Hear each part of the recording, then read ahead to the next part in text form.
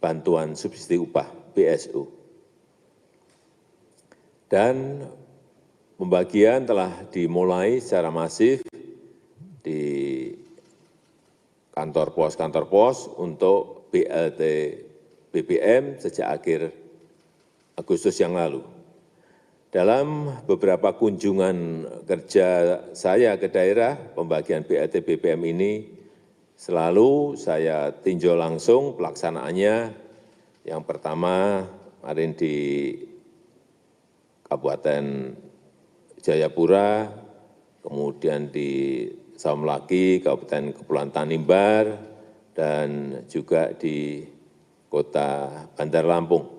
Dan kemarin juga saya melihat juga di Provinsi Maluku, di Kabupaten Maluku Tenggara, di Kota Tual, di Kepulauan Aru, dan juga di Kabupaten Maluku Baradaya. Saya melihat pembagian sudah berjalan dengan baik dan saya ingin pembagian dilakukan secara mudah, secara cepat, dan tepat sasaran. Di sini ada Bu Menteri Sosial, ada Bu Menteri Ketenagakerjaan, agar masyarakat mendapatkan kejelasan tentang pembagian BLT dan BLT BBM dan bantuan subsidi upah BSU. Saya minta ada penjelasan dari Bu Mensos dan kemudian nanti Bu Menaker. Saya silakan. Terima kasih Bapak. Jadi hingga pukul 9 tadi, PT POS sudah menyalurkan BLT BBM di 482 kabupaten kota dengan jumlah 12.701.985 KPM. Diharapkan minggu ini PT POS sudah melakukan pembayaran BLT BBM minimal 90% dari target KPM, yaitu sebesar 18.585.000 KPM. Nah, kita sudah menyerahkan semuanya, seluruh data ke PT POS 100%. Memang ada beberapa daerah yang misalkan seperti saya sebutkan sebelumnya, di pegunungan, di daerah Papua, Papua Barat, itu kami akan melakukan sekaligus, karena kemarin untuk supaya mereka tetap bisa menerima, kami tidak padankan dengan NIK, kami hanya nama saja, tapi kita akan bekerja sama dengan Dukcapil untuk penyaluran sekaligus perekaman di Papua dan Papua Barat, terutama di daerah yang pegunungan. Itu kita akan serahkan karena aksesnya itu sulit, jadi PT POS dengan kita akan menyiapkan pesawat khusus untuk kita ke sana dengan Dukcapil sekaligus perekaman.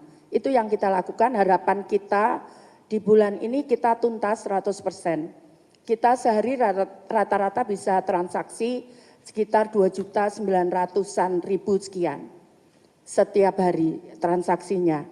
Nah, kemudian yang ingin kami sampaikan, kami juga mendapatkan tambahan anggaran dari Kementerian Keuangan itu sebesar 400 miliar sekian. Nah, itu akan kami gunakan untuk di bulan Desember, kami akan menyalurkan kurang lebih sekitar targetnya anak yatim piatu itu 946.863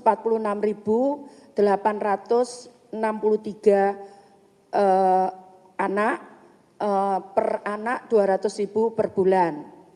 Nah, kemudian ini yang baru yang kami usulkan adalah lansia tunggal di atas usia 80 tahun yang mereka tidak ada yang rawat sendiri.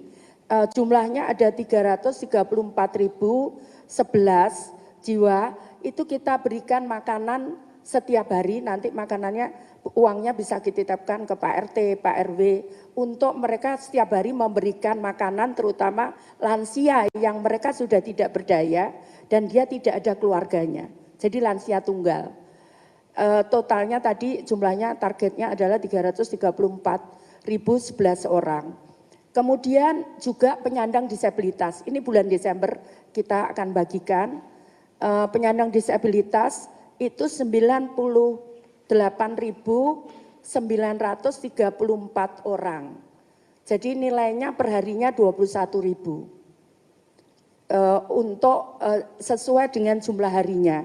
Jadi kalau yang lansia tunggal itu 31 hari kali 1 bulan, kemudian penyandang disabilitas 31 hari 1 bulan.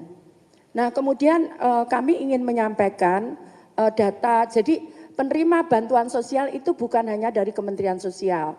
Ada penerima bantuan sosial, ada yang di Bupenaker, ada juga yang dia subsidi gas, ada juga subsidi listrik.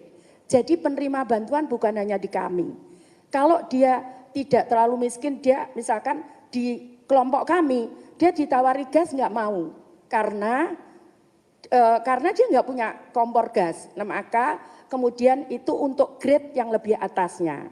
Seperti itu. Jadi kalau ada tanya kenapa BPS angkanya sekian, mereka akan tidak terima bantuan, itu tidak betul. Karena ada subsidi listrik, ada subsidi gas, ada subsidi kesehatan, ada subsidi BPJS Kesehatan, ada subsidi pendidikan.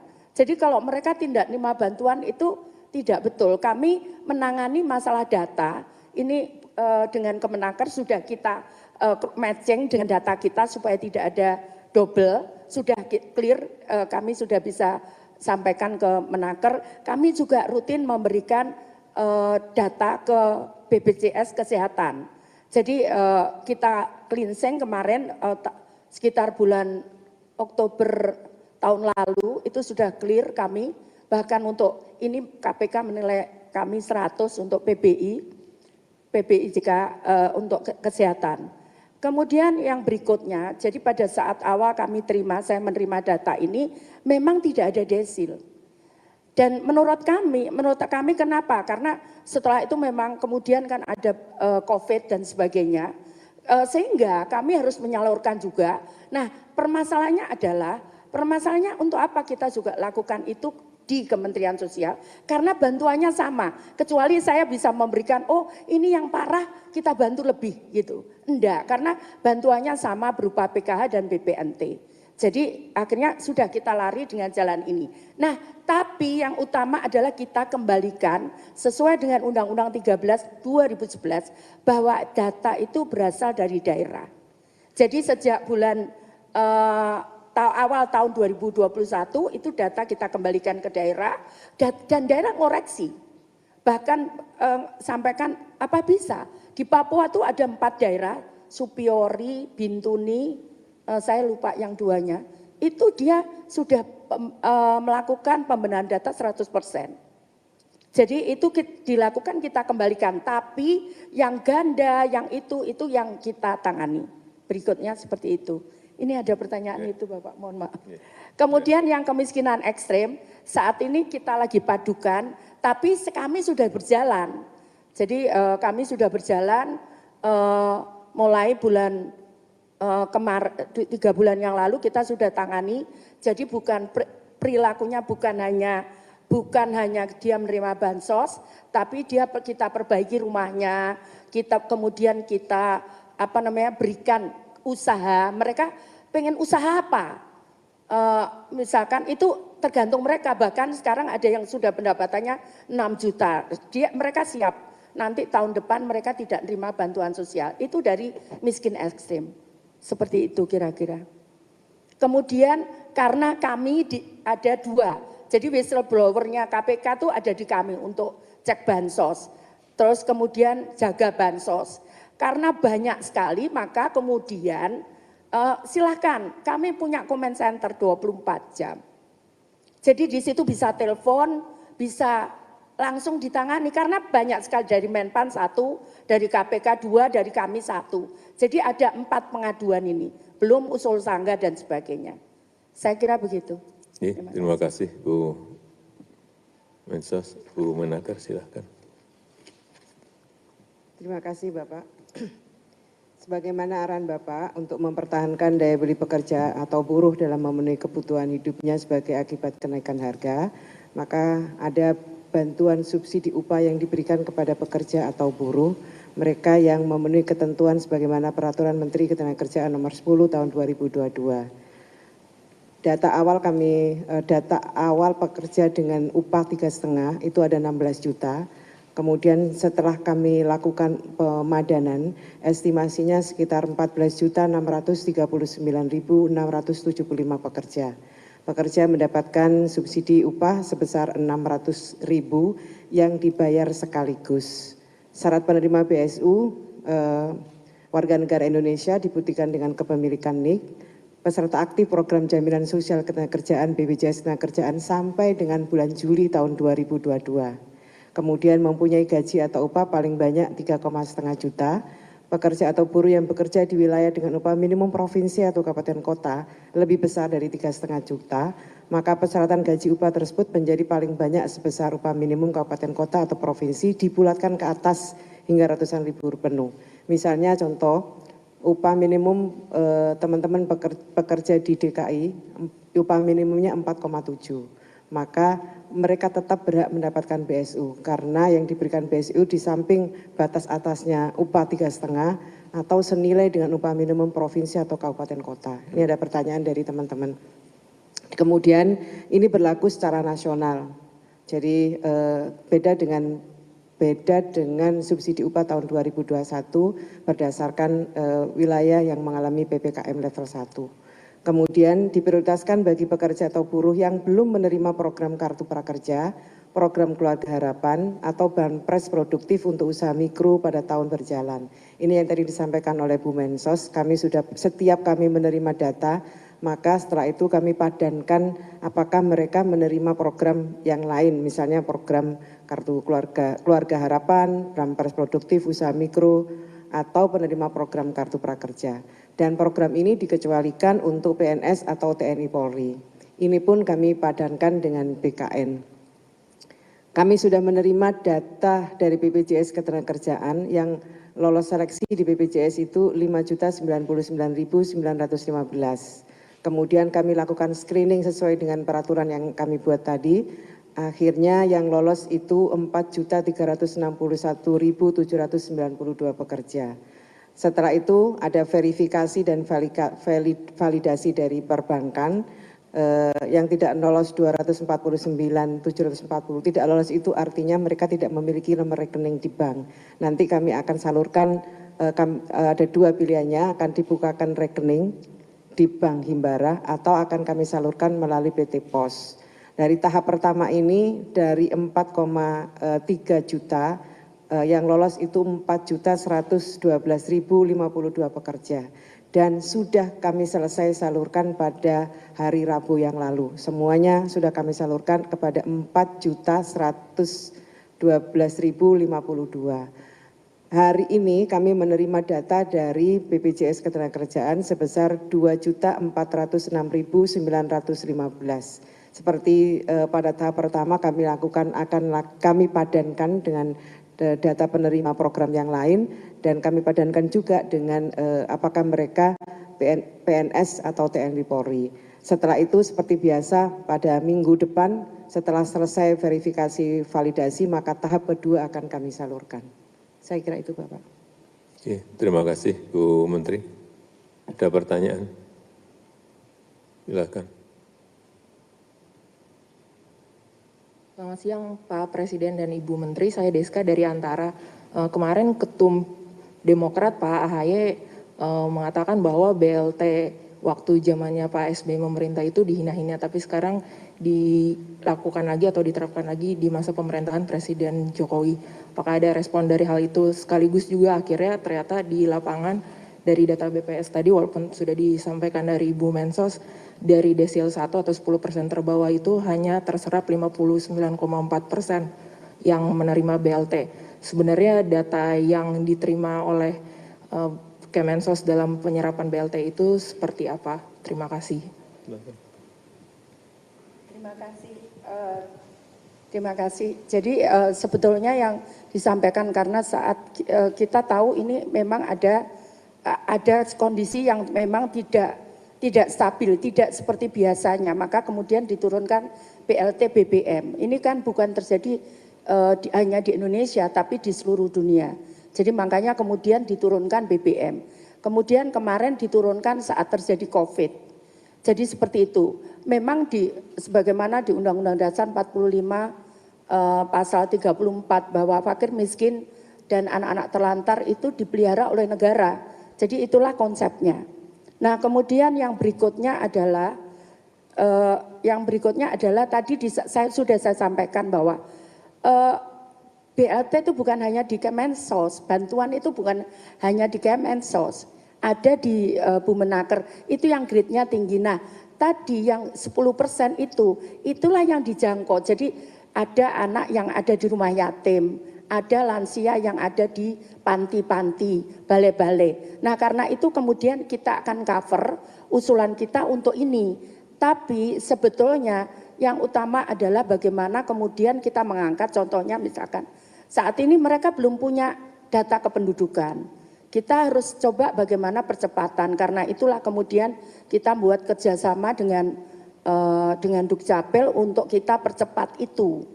Tapi memang ada harus keterlibatan semua pihak, bukan hanya pemerintah pusat, karena misalkan data kependudukan itu juga ada di daerah, kemudian keterlibat di provinsi. Nah, itu yang kita harus kerjasama, tidak mungkin semuanya bisa diselesaikan oleh pemerintah pusat begitu.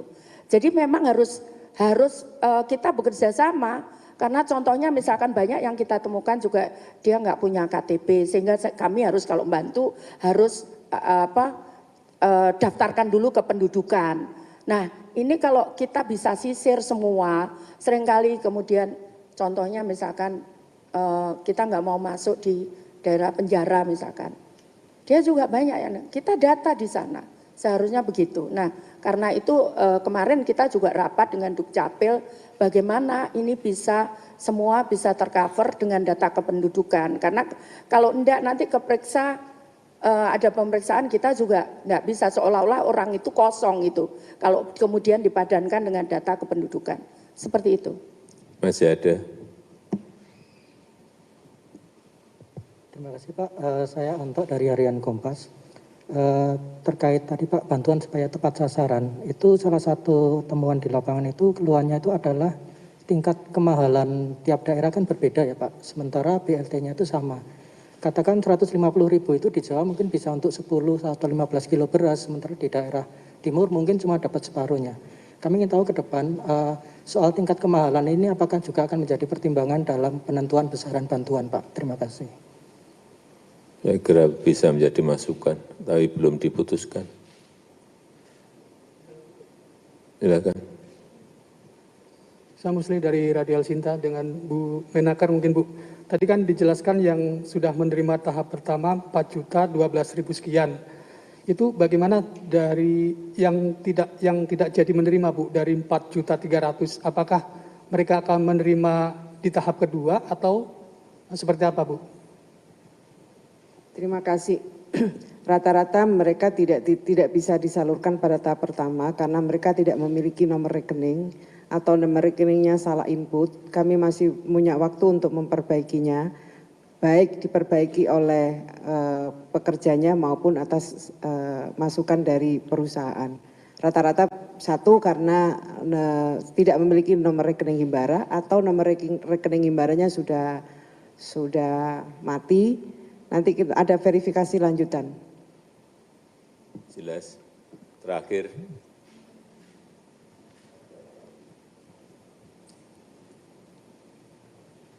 Selamat pagi Pak Presiden.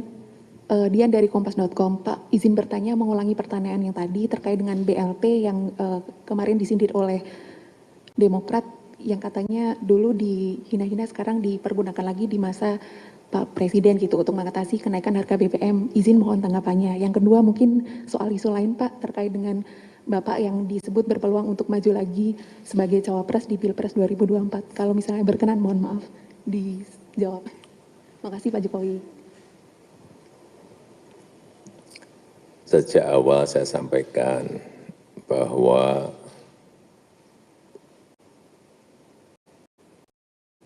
ini yang menyampaikan bukan saya loh ya. Urusan 3 periode sudah saya jawab. Begitu itu sudah dijawab, muncul lagi yang namanya perpanjangan. Juga sudah saya jawab.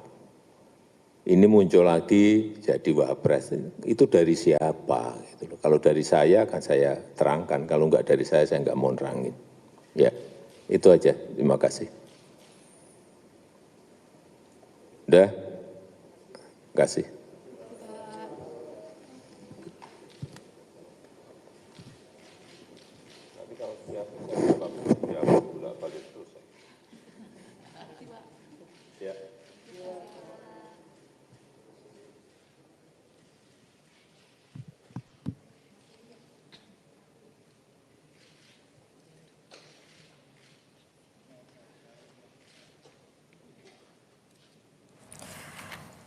Saudara, itu tadi keterangan pers yang disampaikan langsung oleh Presiden Joko Widodo bersama dengan Menteri Tenaga Kerja atau Ketenagakerjaan Ida Fauziah dan juga Menteri Sosial Tri Risma hari ini soal perkembangan penyaluran bantuan langsung BBM dan juga subsidi upah, saudara.